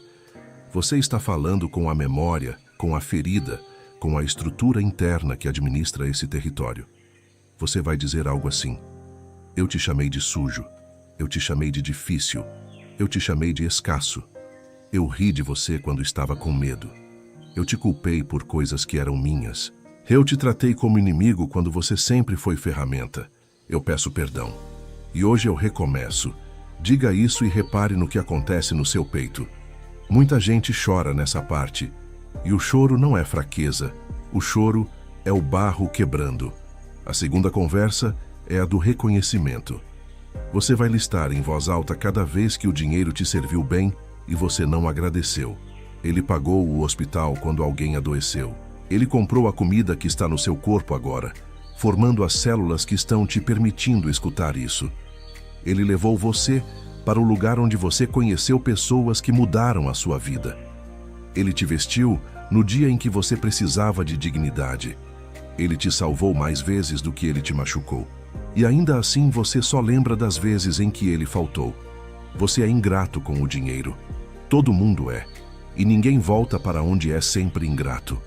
A terceira conversa é a do comando. Aí sim você chama pelo nome, com número, caminho e finalidade. Aí sim você usa a fórmula completa que eu te dei. Mas repare na ordem. O comando vem em terceiro, não em primeiro. Porque quem comanda sem ter perdoado, comanda com raiva. E quem comanda sem ter reconhecido, comanda com direito. E o dinheiro não obedece a quem se acha credor. Perdão, reconhecimento, comando. E a quarta conversa, a que sela tudo, é a da entrega. Você vai colocar o resultado nas mãos de Deus. Não porque você desistiu, mas porque você entendeu a hierarquia.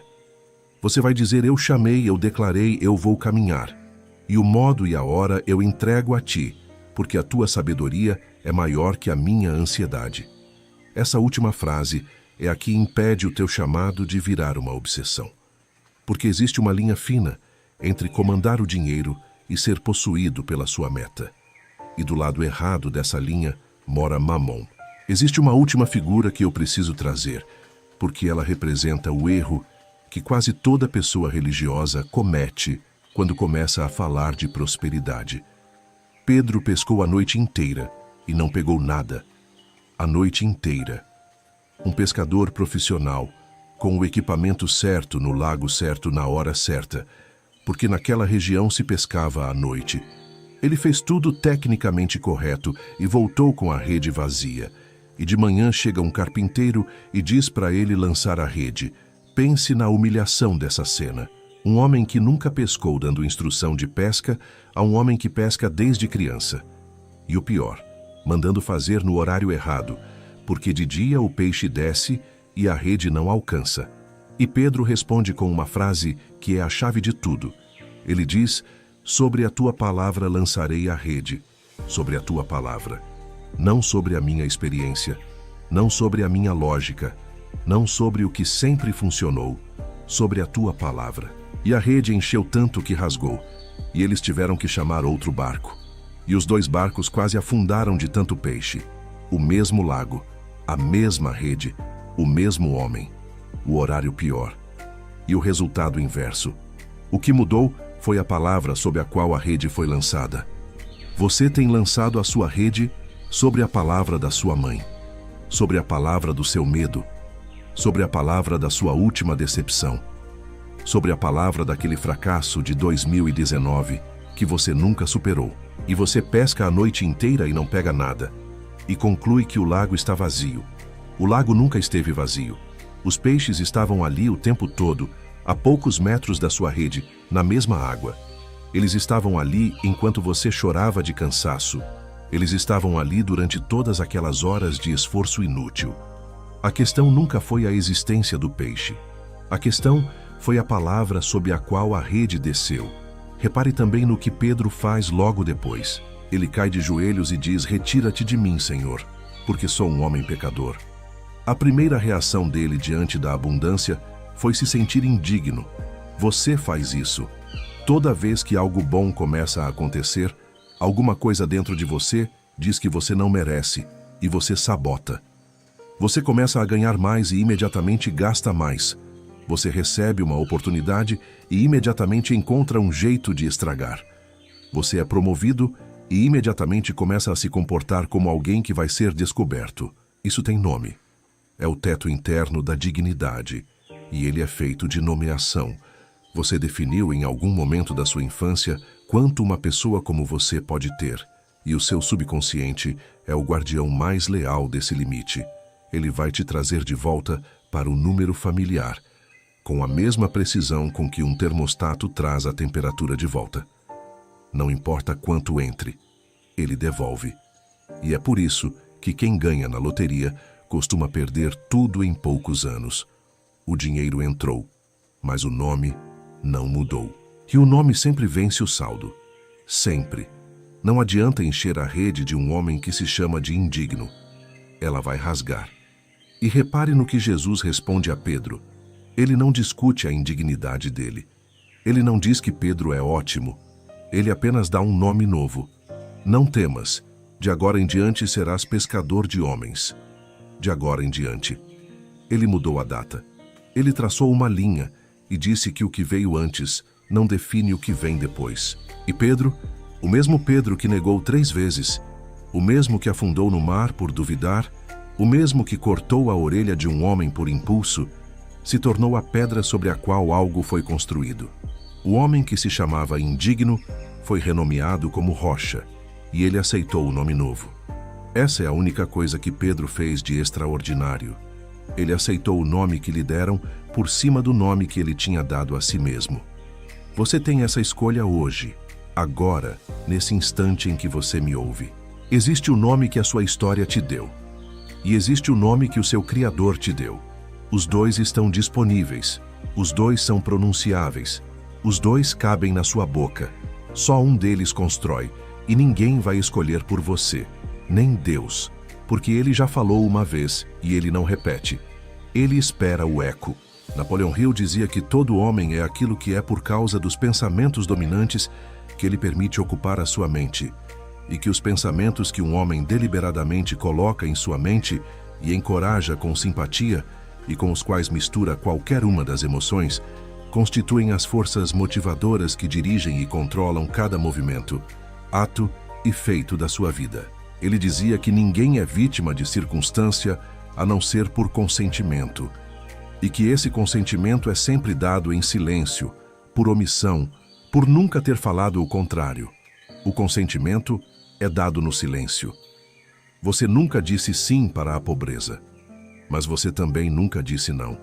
E o silêncio nos tribunais da vida é lido como concordância. Fale.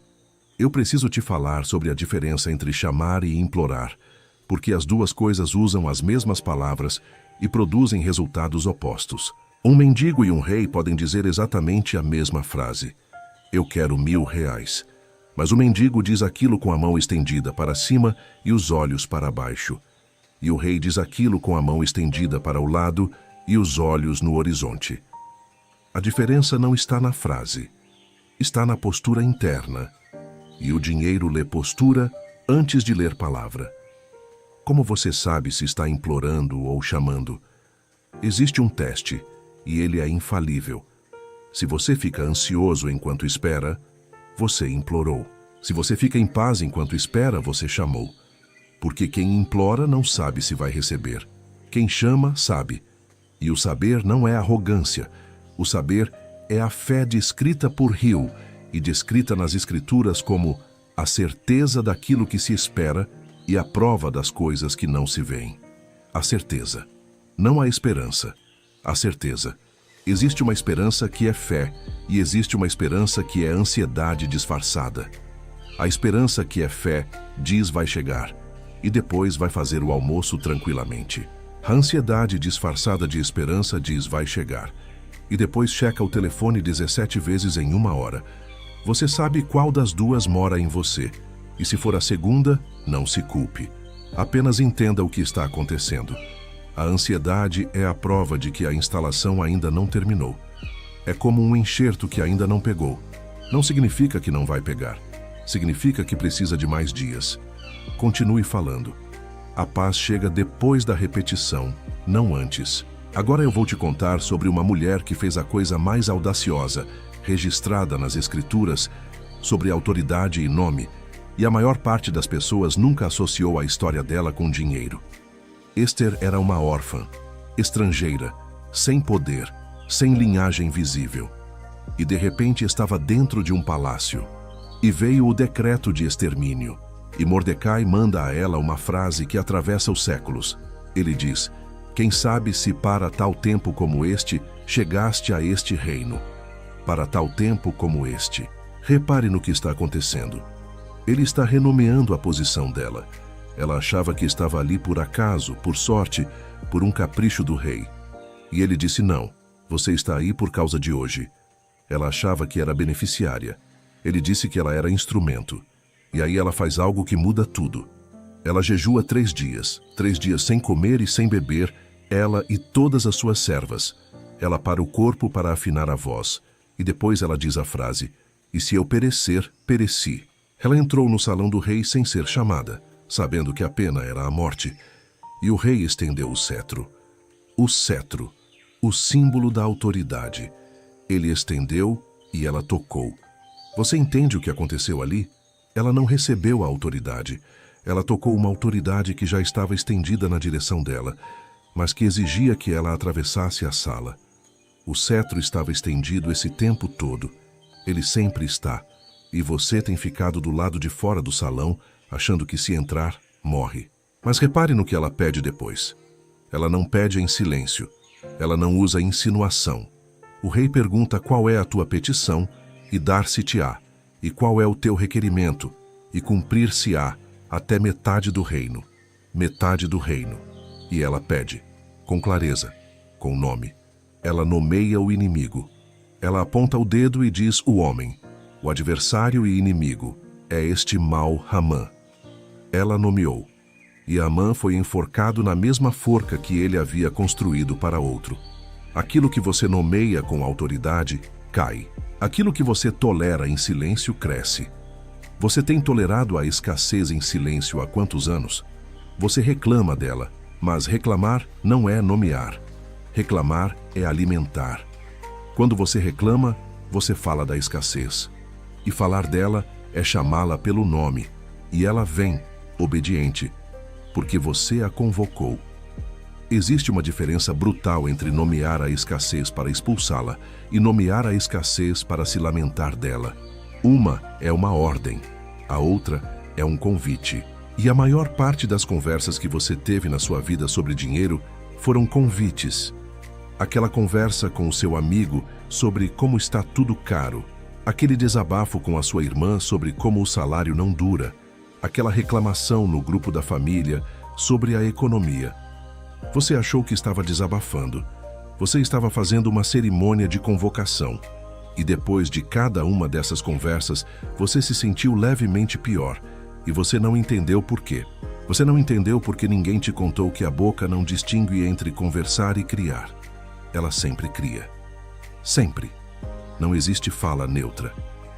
Napoleon Hill dizia que a mente do homem é um campo fértil, que produzirá em abundância aquilo que for plantado nele, e que se nada for plantado deliberadamente, ele produzirá ervas daninhas em abundância, porque a natureza não tolera vazio. Ele dizia que a maioria das pessoas nunca planta nada de propósito, e depois passa a vida arrancando o mato que cresceu sozinho, sem nunca entender que a culpa não é do mato, mas do agricultor que não semeou. Você tem arrancado o mato a vida inteira, e cada vez que você reclama, você rega o mato que você está tentando arrancar. Agora eu quero que você olhe para uma coisa dolorosa, e depois nós vamos para a saída. Quantas pessoas na sua vida falam mal de dinheiro perto de você todos os dias? Conte. De verdade, conte quantas. O colega de trabalho que diz que esse salário é uma miséria. O parente que diz que rico é tudo desonesto. O amigo que diz que a gente nasceu para isso mesmo. A pessoa que você ama, que suspira toda vez que você fala de um sonho. Você está dentro de um coro. E o coro canta todos os dias. E você não percebe, mas você aprendeu a letra. Não estou dizendo para você cortar as pessoas da sua vida. Isso seria arrogante, e a maior parte delas está sofrendo, não conspirando. Estou dizendo outra coisa. Estou dizendo que você precisa parar de cantar junto. Quando o coro começar, você fica calado. Não discuta, não pregue, não tente converter ninguém no meio do almoço, apenas não cante. Porque quando você concorda, mesmo por educação, mesmo com um simples pois é, você acabou de assinar embaixo. E a sua assinatura vale mais que a deles na sua própria vida. Aquele pois é custou caro. Ele custou anos. E existe algo ainda mais sutil, e essa é a última camada. Você fala mal de dinheiro para pertencer. Existe um medo antigo, quase tribal, de que se você prosperar, você será expulso do grupo. De que se você subir, você não vai mais ter com quem sentar. De que a sua família vai achar que você mudou. De que os seus amigos vão dizer que você se acha. Então você se mantém pequeno para continuar sendo amado.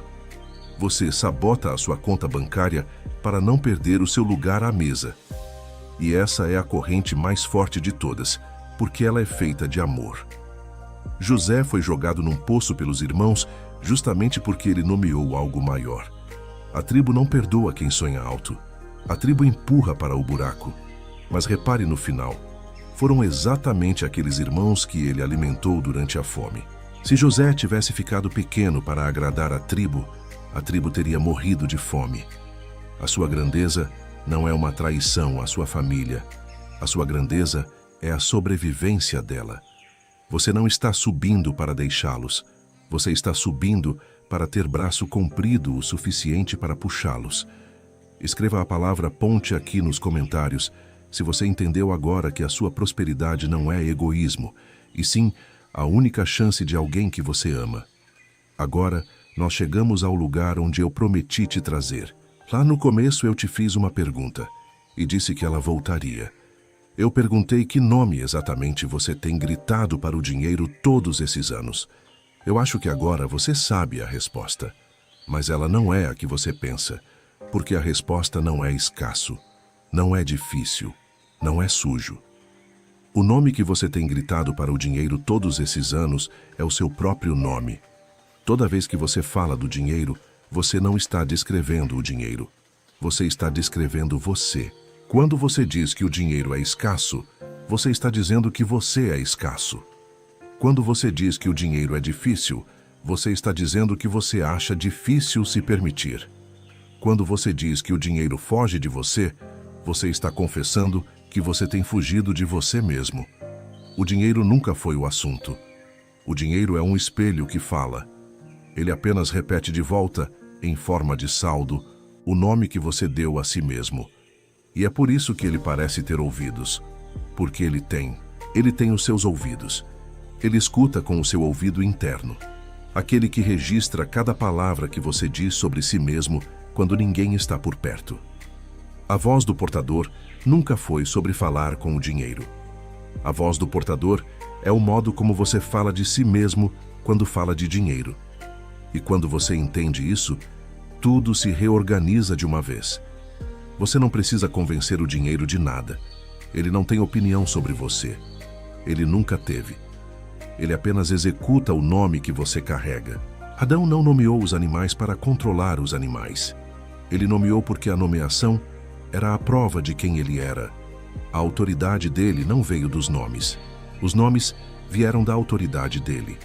Você tem tentado usar palavras para conseguir autoridade, quando a ordem correta é reconhecer a autoridade e então falar. Você não fala e vira portador. Você é portador, e por isso fala. O talento não foi entregue ao servo porque ele pediu. Foi entregue porque ele era servo daquele senhor. A pertença veio antes da porção. Você já pertence. A conta já está aberta no seu nome. E o que você tem feito é ficar do lado de fora do banco, olhando pela janela, perguntando se pode entrar. Está escrito que a criação aguarda com ansiosa expectativa a manifestação dos filhos de Deus. A criação aguarda você, não o contrário. Todos esses anos você achou que estava esperando a vida, e a vida inteira estava esperando você abrir a boca. Então respire fundo agora, uma última vez juntos. Inspire contando até 4. Segure. Solte devagar. E na saída do ar eu quero que você diga uma única coisa. Não peça nada, não chame nada, apenas se nomeie. Diga, eu sou portador. De novo, eu sou portador. Sinta o que muda, não no bolso, na coluna, nos ombros, no queixo. Porque a postura muda antes do saldo, sempre. E ela muda no instante em que você troca o nome. Você entrou aqui hoje achando que ia aprender a falar com o dinheiro. E você vai. Você tem a fórmula, número, caminho, finalidade. Perdão, reconhecimento, comando, entrega. Manhã, vigilância, noite, 30 dias. Está tudo aí. Mas nada disso funciona se você usar essas palavras com o nome antigo. A técnica não substitui a identidade. A técnica apenas amplifica a identidade que já está falando. Um mendigo com a fórmula perfeita continua sendo um mendigo com boa dicção. Então, antes de qualquer declaração, antes de qualquer número, antes de qualquer ritual, mude o nome. Eu sou portador. Não eu vou ser. Não eu quero ser. Não um dia serei. Eu sou. O mesmo verbo que criou o mundo. O mesmo verbo com que ele se apresentou a Moisés no meio do fogo. Eu sou. Você tem esse verbo dentro da boca desde que nasceu e tem usado ele para se acorrentar. Use ele para se libertar. E a partir de amanhã tudo começa diferente. Você vai acordar e falar antes do mundo falar. Você vai olhar para o pouco que tem e abençoar em vez de xingar. Você vai pagar as contas dizendo, vai com honra e volte multiplicado. Você vai se pegar reclamando e vai dizer cancelo. Você vai deitar e visualizar o número exato chegando, com detalhe, com emoção, com gratidão de quem já recebeu. Você vai atravessar o dia 7, quando a parede cair, e você vai dizer, isso é reforma. Você vai ficar calado quando o coro cantar. E você vai continuar no dia 10, no dia 20, no dia 29, quando ninguém estiver olhando e quando nada visível tiver mudado ainda. E um dia, e eu não sei em que dia, mas eu sei que ele vem, você vai olhar para a sua vida e não vai reconhecer o lugar onde está. Não porque o mundo mudou, porque você mudou de nome. E tudo o que estava esperando um portador, finalmente encontrou um. O dinheiro tem ouvidos. Ele sempre teve. Ele nunca deixou de escutar você nem por um segundo da sua vida. Ele obedeceu cada palavra que você disse com uma fidelidade que nenhum ser humano jamais te deu. Ele não é o seu inimigo. Ele é o servo mais leal que você já teve. E você passou a vida inteira dando ordens erradas para ele e depois o culpando por obedecer. Peça perdão a ele hoje. E depois, chame ele pelo nome, com número, com caminho, com finalidade, com paz. E veja o que acontece quando o servo mais fiel do mundo finalmente recebe uma ordem que faz sentido. Se essas 2 horas fizeram alguma coisa dentro de você, se em algum momento você sentiu aquele arrepio, se você chorou em alguma parte, se você se reconheceu numa dessas histórias, eu quero te pedir 3 coisas, e nenhuma delas é para mim. A primeira é o like. Deixe ele agora, antes de sair, porque cada like faz esse vídeo alcançar mais uma pessoa que está exatamente onde você estava quando apertou o play. Alguém que está olhando para a última farinha da panela dela agora. Alguém que aprendeu a se chamar de pequeno e não sabe que existe outro nome. O seu clique é o modo mais barato de ser o Elias de alguém hoje. A segunda é a inscrição, com o sininho ativado. Não a inscrição vazia. O sininho. Porque tudo o que eu tenho para te entregar vem em partes, e cada parte constrói a próxima. E se o sino estiver mudo, você vai perder exatamente aquela que você mais precisava. Não deixe a sua transformação depender de um algoritmo lembrar de você. E a terceira, a mais importante, é o comentário. Eu quero que você escreva agora, com as suas próprias palavras, essa frase exata. Eu sou portador, e o meu dinheiro me ouve. Escreva. Não pense. Escreva. Porque comentar é falar. Comentar é a sua boca funcionando através dos seus dedos. E quando você escreve uma coisa em público, com o seu nome ao lado, alguma coisa se sela dentro de você que não se sela quando você apenas pensa. Jabez invocou em voz alta. Davi declarou em voz alta. Elias nomeou a panela em voz alta. Esther falou diante do rei. Nenhum deles mudou o destino em silêncio. Não seja o primeiro a tentar. E compartilhe esse vídeo com aquela pessoa que veio à sua mente enquanto você me ouvia. Você sabe quem é. Ela apareceu em algum momento e você tentou não pensar nela. Aquela que fala de dinheiro do jeito que você falava até hoje. Aquela que está cansada, que está se chamando de pequena, que está enterrando o talento por medo. Mande para ela. Ela não sabe que existe um nome novo. E ela não vai descobrir sozinha. Você não atrai o que persegue. Você atrai o que você é. O dinheiro tem ouvidos. Chame ele pelo nome. E veja ele te obedecer.